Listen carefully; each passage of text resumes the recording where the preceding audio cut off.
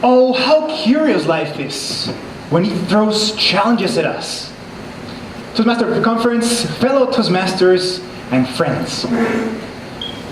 What's curious many times about these challenges is how convinced we are that they are truly important when in reality they are quite meaningless. Let's talk about one that is particularly important for men. If you're a man growing up, there might be a situation, a time where you hit adolescence. You hit puberty.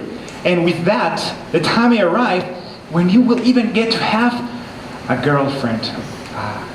The wonderful world of dating. And as you're exploring the different situations you can share with your girlfriend, you go to the movies or other places, one of them will inevitably be going together to the fair. That's right. And when you're in the fair, you're going to do a lot of things. You're going to stuff your faces with delicious junk food. You're going to hop on the rides you enjoy the most to be happy. And all of a sudden, you're going to see an area that is going to change your life. The games area. Where people throw darts or shoot rifles. That's right. And as you're walking holding hands with your girlfriend in the games area, you're going to feel that something's about to happen. And then all of a sudden, your hand will get squeezed really tight as you hear next to you your girlfriend looking at something. Oh my God, baby, look at that teddy bear. It's so cute. Will you win it for me, please? And as you hear those words being uttered, you're going to be, it's like a red flag, right? Because you're going to be thinking, you're going to be imagining different scenarios. You're going to be thinking about the first one, when you throw the first dart and you pop the balloon. And then you throw the second dart and you pop the balloon, and then you throw the third dart and you pop the balloon again, and the seller goes, congratulations, mister. Please pick your prize. And then you even get to tell your girlfriend, which one do you want, sweetheart? And she chooses. And then you will also notice all the other boyfriends are looking at you as you shower in a waterfall of man points that you just got. Like, they're going to look at you. But you're also thinking of a very different scenario. One where you throw the first dart and you miss. And now you're just thinking, okay, I can still get her the mediocre one. It's not the one she wanted, but it's something, right? And then you throw the second dart and you miss again. And now everything changes. The possibility of coming out empty-handed is just glooming over your head like a cloud about to give you a storm. And that's exactly what happens. You throw the third dart and you miss. And now there's just silence all around. And you can feel all the other boyfriends looking at you like, oh, I feel you, bro. A fallen soldier has been spotted, wounded in the field. Now you may be able to say, you know what, I'm just not going to go to the fair anymore. I'm going to find a girlfriend that doesn't like to go to the fair. But then what happens when you have kids? They're going to want to go to the fair too. And you can't say no to them. Right? What kind of dad says no to going to the fair with the kids? So you go there again, and you remember exactly how it went last time you were there. So much pressure. And then you once again reach the games area, and you're just thinking, you're remembering, and your kids will inevitably run to find the stuffed animals they like oh my God, Daddy, look at this SpongeBob, Snoopy, or whatever weird cartoons are going to be fashionable at that time. You're going to be like, I want it, Daddy.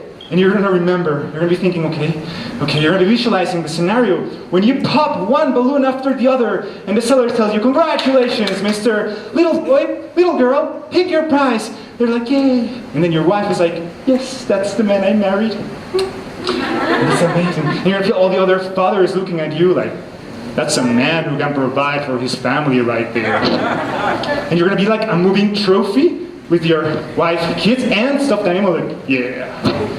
You can't overcome that. But you're also thinking that you may actually throw one dart after the other without hitting anything. And it's so difficult.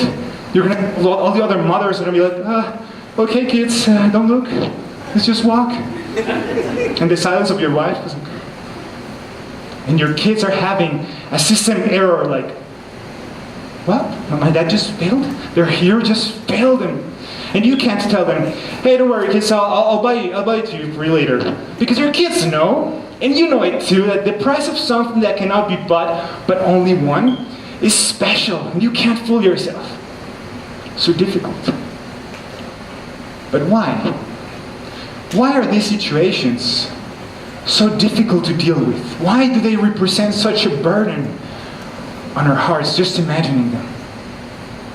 The answer is actually very simple. Ego. You see, the ego is a beautifully crafted image of ourselves that we cherish deeply. We like to keep it polished and clean and bright, but it's very fragile. Even words can break it. And it doesn't stop there. We take replicas of it and we pass it on to other people. Oh, please, just take care of it. Don't break it. Oh, I'm going to hand you this. Please, just look after it really well. Here, take this. But then what happens is when it breaks, because it will break, it breaks all the time, even with words, then it just feels so painful. Even though nothing is actually happening to us.